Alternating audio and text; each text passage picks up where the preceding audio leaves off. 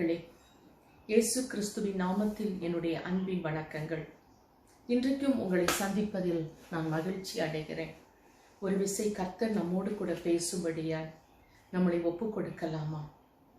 கடந்த நாட்களில் கண்மணி போல் கருத்துடன் நம்மை காத்தாரே.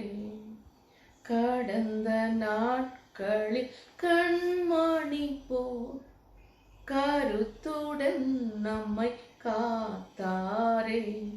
கர்த்தரையே நம்பி ஜீவித்திட கிருபையும் ஈந்ததாம் ஸ்தோத்தரிப்போமே. அற்புதமே அவர் நடத்துதலே, ஆனந்தமே பரமானந்தமே, நன்றியா உள்ளமே மிக பொங்கிடுதே. நாம் அல்லேலூயா துதி சாற்றிடுவோம். அக்கினி ஊடாய் நடந்தாலும் ஆழியின் தண்ணீரை கடந்தாலும், அக்கினி ஊடாய் நடந்தாலும் ஆழியின் தண்ணீரை கடந்தாலும், சோதனையோ மிக பெருகினாலும் ஜெயம் நமக்கேந்ததாம் ஸ்தோத்தரிப்போமே. அற்புதமே அவர் நடத்துதலே, ஆனந்தமே பரமானந்தமே, நன்றியா உள்ளமே மிக பொங்கிடுதே. நாம் அல்லேலூயா துதி சாற்றிடுவோம். எனக்கு அன்பானவர்களே, இன்றைக்கும் உங்களை சந்திப்பதில் எனக்கு மிகுந்த மகிழ்ச்சி. ஒவ்வொரு நாளும் கர்த்தர் நம்மோடு கூட பேசி கிருபையாய் நடத்தி கொண்டு வருகிறார். இன்றைக்கும் யோபு என்ற பக்தனை குறித்து ஒரு சில காரியங்கள். யோபு 23வது அதிகாரம் 14வது வசனத்திலே சொல்லப்பட்டிருக்கிறது, எனக்கு குறித்திருக்கிறதை அவர் நிறைவேற்றுவார். எனக்கு குறித்ததை அவர் நிறைவேற்றுவார். யாரோ மாதிரி அல்ல, மற்றவர்கள் வாழ்வதைப் போல அல்ல. நம் ஒவ்வொருவருக்கும் எதை குறித்திருக்கிறாரோ அதை அவர் நிறைவேற்றுவார். யோபு பக்தன் இப்படியாய் சொல்லுகிறார், நம் ஒவ்வொருவருக்கும் ஏற்ற தனிப்பட்ட தனியான ஒரு திட்டம் தேவன் வைத்திருக்கிறார். உங்களை எப்படி வைக்கணும்னு அவருக்கு தெரியும். உங்களை எப்படி தூக்கி நிறுத்தணும்னு தெரியும். உங்களை எப்படி ஆசீர்வதிக்கணும், எப்படி உங்களை விடுதலையாக்கணும்னு உங்களுக்கு தெரியும். கணவனுக்கு தேவையானதை கணவனுக்கு கொடுப்பார், மனைவிக்கு குறித்ததை மனைவிக்கு கொடுப்பார், பிள்ளைகளுக்காக அவர் நியமித்திருப்பதை அவர் கொடுப்பார். ஆனால் நாம் எல்லோரும் ஒரே குடும்பத்தில் வாழ்ந்து கொண்டிருக்கலாம். எல்லோரும் ஒரு மாதிரி ஆசீர்வதிக்கப்படுவதில்லை. தேவனுடைய திட்டம் அவர்கள் ஒவ்வொரு பேரிலும் வேறுபட்டதாய் இருக்கிறது. எனக்கு குறித்ததை தெய்வ சித்தம், தேவனுடைய சித்தம் அவர் நிறைவேற்றி தருவார். நான் சொல்றேன், மற்றவங்களை பார்க்காதீங்க. மற்றவங்களை கர்த்தர் எப்படி ஆசீர்வதித்தாலும் அது அவங்களுக்கு குறித்து. உங்களுக்குன்னு ஒன்ன அவர் ஃபிக்ஸ் பண்ணணும். உங்களுக்குன்னு ஒன்னதை ஒன்றை அவர் நியமிக்கணும். உங்களுக்கு உரிய ஆசீர்வாதத்தை அவர் திட்டமிடணும். நான் என்ன சொல்றேன்னா, யோபுவினுடைய நம்பிக்கையான வார்த்தை, வாழ்க்கை உபத்திரவம் தான், சஞ்சலமும் வேதனையும் கண்ணீரும் தான். எனக்கு குறித்திருக்கிறதை அவர் நிறைவேற்றுவார். சொல்ல முடியுமா உங்களால? எனக்கு குறித்ததை என் தேவன் எனக்கு நிறைவேற்றுவார். யோபுவின் வாழ்க்கைகள் மிகவும் வேதனை நிறைந்ததாய் காணப்பட்டது. இந்த சூழ்நிலையில தான் அவன் சொல்றான், எல்லாமே எடுத்தாச்சு, எல்லாமே இல்லை, தனியா இருக்கிறான். சாம்பல்ல உட்கார்ந்துட்டு இருக்கிறான். ட்ரெஸ் போட முடியல. சரீரம் முழுவதும் வேதனை, பருக்களால் நிறைந்திருக்கிறது. உடைந்து போன ஓட்டு சரடை எடுத்து சொரிந்து கொண்டிருக்கிறான். அப்போ அவன் சொல்றான் உள்ளத்திலிருந்து, எனக்கு கர்த்தர் குறித்ததை நிறைவேற்றுவார், நான் விசுவாசிக்கிறேன். உங்களுக்கு குறித்ததை அவர் நிறைவேற்றியே தீருவார். மனுஷன் வேணா சொல்லலாம், முடிஞ்சிடுச்சு, உங்க வாழ்க்கை முடிஞ்சிட்டுன்னு சொல்லி உங்களை முடிவு கட்டி ஓரத்துல நிறுத்தி இருக்கலாம். யோபுவுக்கு கர்த்தர் குறித்தது என்ன? கொஞ்சம் உங்க விஷனை என்லார்ஜ் பண்ணுங்க. நிறைவான ஒரு ஆசீர்வாதம் அவனுக்கு குறித்தது, நிறைவான ஆசீர்வாதம். நீங்க பாடல இருக்கீங்கல்ல, அவமானம் நிந்தனையும் உங்களை பிடித்திருக்கல. கர்த்தர் நிறைவான ஆசீர்வாதத்தை யோபு பெற்றுக்கொள்ளத்தக்கதாக அந்த கசப்பான நேரத்திலே அந்த அனுபவங்களை, அந்த காலகட்டங்களை அவன் அனுபவித்து, அந்த அனுபவிக்கிற நேரத்துல சொல்றான், என் தேவன் எனக்கு குறித்ததை நிறைவேற்றி தருவார். அப்போ நிறைவான ஆசீர்வாதத்தோடு கூடிய மகிமையான எதிர்காலம் உங்களுக்கு உண்டு. அவனுக்கு நிறைவான ஆசீர்வாதம், மகிமையான எதிர்காலம் திரும்ப வந்தது. நமக்கு நம்பிக்கை இருக்குதானே? நம்ம என்ன அழிஞ்சு போறதுக்காகவா இவ்வளவு கஷ்டப்பட்டுட்டு இருக்கிறோம்? நம்ம தேவனுடைய பிள்ளைகள் அல்லவா? இன்றைக்கு உங்களுக்கு அங்கலாய்ப்பு, கோவப்படாதீங்க, முரட்டாட்டமா மாறாதீங்க, டென்ஷன் ஆகாதீங்க. ஜெபிக்க முடியலையா, அமைதலாகிருங்க. ஜெபிக்காட்ட பரவாயில்ல, ஸ்தோத்திரம் மட்டும் பண்ணுங்க. என்ன நடந்தால் நடக்கட்டும் சொல்லி சில நேரம் ஜெபிக்க முடியாது, வாய் அடைத்து போய் இருதயம் துக்கத்தினால் நிரம்பி இருக்கும், மனது பூரா வேதனையா இருக்கும், கண்ணீரா சிந்தனும் போல இருக்கும், அதை சிந்த முடியாது.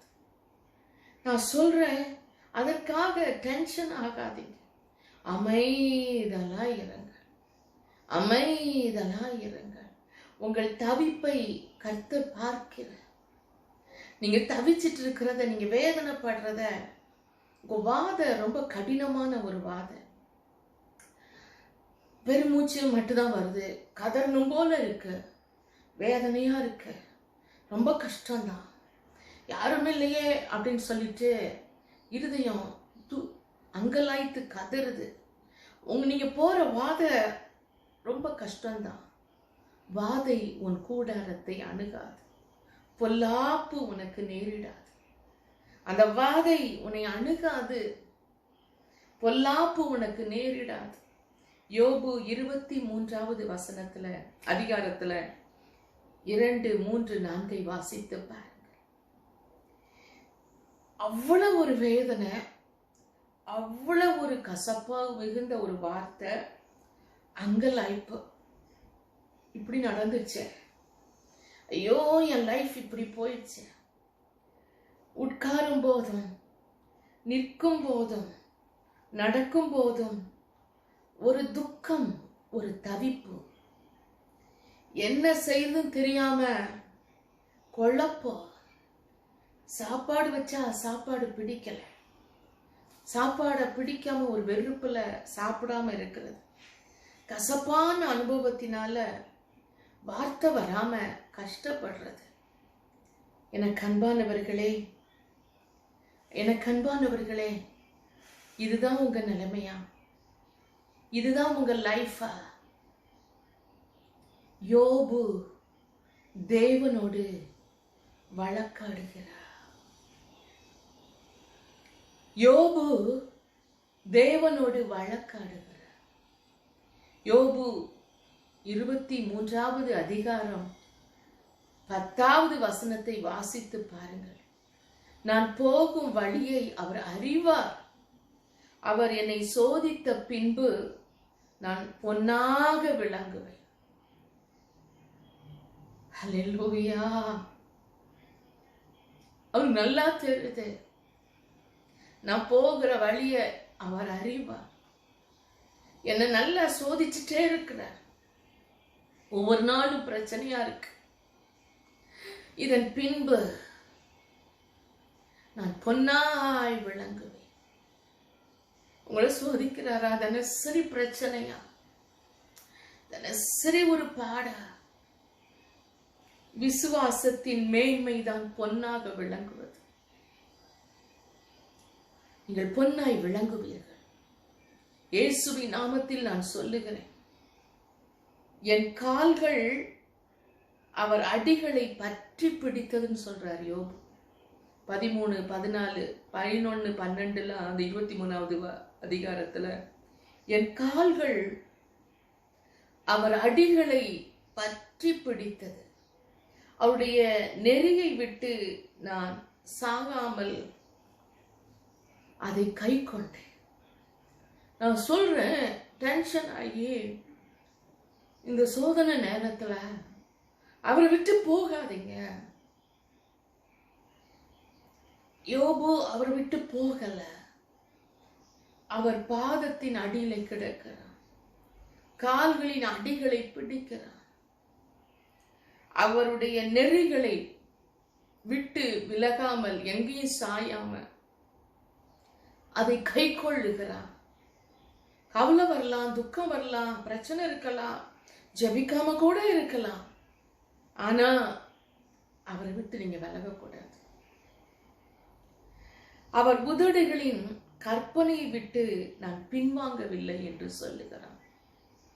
அவர் வாயின் வார்த்தைகள் எனக்கு வேண்டிய ஆகாரத்தை பார்க்கிலும் அதிகமாய் காத்து கொண்டேன். ஜபிக்க முடியலையாங்க? பிளீஸ் வேதத்தையாவது வாசிங்க. உங்களுக்கு கொடுத்த வாக்கையாவது சொல்லிட்டே இருங்க. அவரோ என்றால் ஒரே மௌனமாய் இருக்கிறார். சொல்றான், இவ்வளவு என்னென்னமோ செஞ்சு பார்க்கிறேன், அவர் மௌனமாய் இருக்கிறார். அவன் யோபு பத்தி இவ்வளவு டீட்டெயில் எழுதியிருக்குன்னா, யோபு போன சோதனை நம்ம கால்வாசி போகல. அதையே நம்மளால தாங்க முடியல. அந்த பாடையே நம்மளால தாங்க முடியல. யோபுவுக்கு நேரிட்ட அந்த பிரச்சனை கசப்பான அனுபவங்க, கசப்பான அனுபவங்கள். இந்த பாடுகள் நம் வாழ்க்கையில அனுமதிக்காததுக்காய் தேவனுக்கு ஸ்தோத்திரம். இந்த இழப்புகள் நமக்கு வராததற்காய் தேவனுக்கு ஸ்தோத்திரம். யோபுவின் வேதனை நமக்கு வராததற்காய் ஸ்தோத்திரம். கொஞ்ச பாடுகளோடு கர்த்தர் நிறுத்தி கொண்டதற்காய் ஸ்தோத்திரம். கர்த்தர் யோபுவின் முகத்தை பார்த்தார் என்று வேதம் சொல்லுகிறது. 42வது அதிகாரத்திலே 9, 10, 11வது வசனத்தை வாசிப்பீர்களே ஆனால் யோபுவின் முகத்தை கர்த்தர் பார்க்கிறார். யோபு சம்பூர்ணமான ஒரு ஆசீர்வாதத்தை பெறதுக்கு காரணம் என்ன தெரியுமா? கர்த்தர் யோபுவின் முகத்தை பார்த்து அங்கீகரித்தார். என் பிள்ளை என்னை விட்டு போகல. யோபுவின் முகத்தை கனிவோடு பார்க்கிறார். என்னை புறக்கணிக்காமல், என்னை மறுதலிக்காமல் இவ்வளவு பாடுகளை நீ ஏற்றுக்கொண்டாயே என்று கனிவோடு பார்க்கிறார். கர்த்தர் அவன் சிறையிருப்பை மாற்றினார், விடுதலையாக்கினார், இரட்டத்தனையான ஆசீர்வாதத்தை கொடுத்தார். பொருளாதாரம், சமுதாயத்துல எல்லா உயர்வையும் அவனுக்கு திரும்ப கொடுத்தார். அவனை விட்டு தூரம் போனவர்கள் எல்லாம் திரும்பி வந்தார்கள். அந்த குடும்பம் மறுபடி கட்டப்பட்டது. அவருடைய ஆயுசு நாள் கூட்டி கொடுக்கப்பட்டது. எனக்கு குறித்ததை அவர் நிறைவேற்றினார். ஹல்லேலூயா. அவர் நிறைவேற்றுவார். இந்த கசப்பான அனுபவத்திலே உங்கள் முகத்தை அவர் பார்க்க வந்திருக்கிறார். உங்களை அவர் அங்கீகரிக்க வேண்டும். உங்க முகத்துல தேவனுடைய பிரசன்னம் தெரிய வேண்டும். தேவனுடைய ஆளுகை இருக்க வேண்டும். உங்க முகம் கண்ணீரால் நிறைந்திருந்தாலும் அழுது அழுது ஓய்ந்திருந்தாலும் உங்க முகத்தில் உங்கள் வாயிலிருந்து தேவனை துதிக்கிற துதி வர வேண்டும். அவர் அங்கீகரிக்க வேண்டும். இன்றைக்கு இரட்டத்தனையான பலனை கர்த்தர் உங்களுக்கு கொடுப்பாராக. இந்த சோதனையின் மத்தியிலே நீங்கள் சுத்த பொன்னாய் விளங்குவீர்கள். உங்களுக்கு குறித்ததை அவர் நிறைவேற்ற வந்திருக்கிறார். அன்பு தெய்வ ஜனமே, வியாதியாய் இருக்கிறீர்களா? கண்ணீரோடு இருக்கிறீர்களா? பாடுகளோடு இருக்கிறீர்களா? என் ஆண்டவர் உங்கள் முகத்தை பார்க்க வந்து விட்டாரே, ஏன் கவலைப்படுகிறீர்கள்? ஏன் துக்கமாய் இருக்கிறீர்கள்? தயவு செய்து துக்கமாய் இராதீர்கள். ஓ என் தேவன் இன்றைக்கே அவர்களுக்கு குறித்ததை நிறைவேற்றும்படியாய், இழந்ததை எல்லாம் திரும்ப தரும்படியாய் இரட்டைத்தனையான ஆசீர்வாதத்தோடு வந்திருக்கிறார். ஓ ஹல்லேலூயா! இன்றைக்கே ஒரு விடுதலை வருகிறது. இன்றைக்கே உனக்கு ஒரு அற்புதம் நடக்கிறது. இயேசு கிறிஸ்துவின் நாமத்தில் இந்த அற்புதத்தை உமது பிள்ளைகளுக்காய் எடுத்துக்கொள்கிறேன் பிதாவே. நீரே மகிமைப்படும். இயேசுவின் நாமத்தில் ஜெபம் கேளும் எங்கள் நல்ல பிதாவே. ஆமென். God bless you.